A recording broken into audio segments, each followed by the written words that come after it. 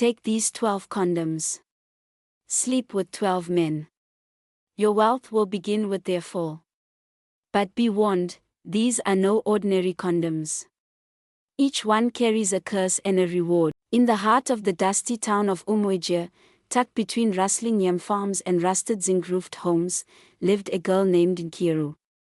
She was unlike the town's maidens known for their honey-brown skin and modest charm. Nkiru was a beautiful girl, but what confused people the most was her figure. She had the kind of exaggerated curves that looked like the result of surgery gone half done in Enugu. Massive hips, thick thighs, a tiny waist, yet she was dirt poor and smelled of firewood smoke. People often joked, "No so Mississippi Road enter evil forest." But what made the villagers talk even more was her strange body, oddly shaped like clay molded in haste. Her hips swung like her bones had forgotten their joints. Her backside made passers-by stop, not in awe, but in confusion. Some swore she looked like a woman who had undergone cosmetic surgery but never healed right. The men at the local market snickered under their breath. Women warned their daughters, "Don't let your spirit bend like Nkiru's back."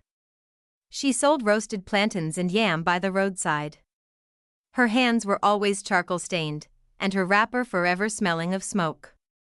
Every day, she sat beneath a bent mango tree, fanning the flames of her grill, trying to smile at customers who barely looked her in the eye. Some bought and walked away quickly. Others laughed, saying, "This one no fit ever blow." The insults never ended. But what hurt more than their words was hunger. She could barely eat, let alone dream. Since the day her parents and younger brothers were killed in a road crash on their way to a wedding in Saka, her world had collapsed like sloppy fufu. Each night, she cried quietly on her raffia mat, staring at the zinc ceiling and wondering if the God she heard about in church had forgotten her. But one day, sitting under the mango tree, she muttered, "This life no balance. I cannot continue like this." She had seen too much suffering. Online, girls wore Brazilian wigs, flew to Seychelles, popped champagne. She wanted to be a slay queen too, even if for a season, so she made a decision. If heaven would not answer, she'd try another way. That week, she took a long bush path to visit Dibia Okoloma, the feared native doctor who lived at the edge of the thick Akampa forest. Rumors said he could change destinies, for good or for ruin. When Nkiru arrived, wild dogs barked, and the air reeked of herbs and dried blood. The old man sat cross-legged, white chalk smeared on his face, cowries dangling from his neck. "My daughter," he said without looking up, "you don't suffer." Tears filled her eyes. "Dibia, I'm tired. I want to be rich. I want to live like those girls in music videos. I don't care how. Just make it happen." He stared into his calabash of water and nodded slowly. "You are ready." He disappeared into his shrine and returned with a small black pouch. From it, he drew 12 condoms, each tied with red thread. "These are not ordinary," he said. "You must sleep with 12 wealthy men. Before you do, switch their condom with one from this pouch. Their seed will activate your wealth. Bring each used one to me. After the 12th, your riches will come." She swallowed hard. "And what will happen to the men?" The old man's eyes narrowed. "Not your concern. You want wealth. This is the price." And so her journey began. She left Umweje and traveled to Owerri, Port Harcourt, and Calabar. She reinvented herself with heavy makeup, borrowed wigs, and her body that already drew stares. Her first target, a commissioner in Abakaliki. After their night, she did as instructed. 3 days later, the man barked like a dog during a press briefing. "Madness," they said. She was shaken but remembered, "Don't look back." The second, a hotel owner in Port Harcourt, lost his fortune to fraud. The third, a club promoter in Calabar, developed a strange, peeling skin disease no doctor could explain. With each conquest, misfortune followed the men. But she grew bolder, richer, finer. Instagram selfies, hotel nights, whispers in Umoja, see as this girl they shine oh. Yet her riches came in bursts. The real wealth, the transformation Bobber promised, had not arrived. By the sixth man, a cult-connected politician, she noticed changes. Whispers in the night. Fire-filled dreams. Snake voices. Her eyes sometimes turned red in mirrors. But she pushed forward. By the 11th man, she was unrecognizable. Skin glowing like plastic, hips moving like magic. She renamed herself Kira Gold, a name that trended on TikTok after she slapped a club manager in New York. Some said she was a boss babe.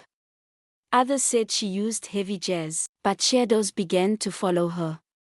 She'd see the men, pale-eyed, bleeding, drooling, standing in corners. One whispered in a dream, "You took everything. Now we wait." She returned to Dibia Okoloma. "I'm scared. I see them. They haunt me." He didn't even look up. "They are the price. Finish what you started. The 12th will bring your wealth, or your end." She wept but left. Her final target, Chief Benedict Owuru, owner of 3 oil companies, 2 TV stations, and a private jet. They met at an exclusive event in Asokoro. Her red dress turned heads. Chief couldn't resist. Champagne flowed. The ritual repeated. As she switched the condom, a cold wind whooshed through the sealed room. Curtains fluttered. Lights flickered. Chief lay still. She fled, heart pounding, ears ringing. Back in Umoja, she returned the final condom. Bobber smiled. "Go home. Your wealth await." That night in her Banana Estate apartment, everything changed. Gold bars. Bags of cash. Alerts in the millions. Designer clothes. A Range Rover with her name on it. She screamed, laughed, wept. It had worked, but in the corner of the room, 12 shadows watched. Silent. Still, she danced anyway. For weeks, she was a Lagos legend. Signed deals. Bought homes. Shared soft life secrets online. But at night, her face aged in the mirror. Voices whispered in her wardrobe. Every blink brought visions of the 12 men, decaying, circling, chanting. Her soul fractured. One morning, she collapsed. Her legs swelled, blackened. Her tongue felt like stone. The doctors found nothing. She called Bobber. No response. She returned to Umoja. The shrine was ashes. A woman by the stream hissed, "Dibia don't die. Your debtor don't collect." Nkiru broke. "I was desperate.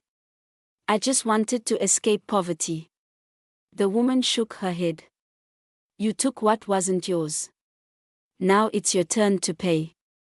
That night, she dreamt of the circle again. This time, the men chanted. "You took our strength. Our minds. Our gold. Now give us yours." She screamed, silently. When she woke, she was blind. The riches vanished. Cars gone. Accounts emptied. Her skin darkened. Her beauty dissolved. Makeup couldn't hide it. Headlines changed. Kira Gold now a beggar. People gossiped. Some said drugs. Others, failed surgery. But a few whispered, she used juju. Now, Nkiru sits on the same roadside she once sold yam. Her body bent, eyes grey.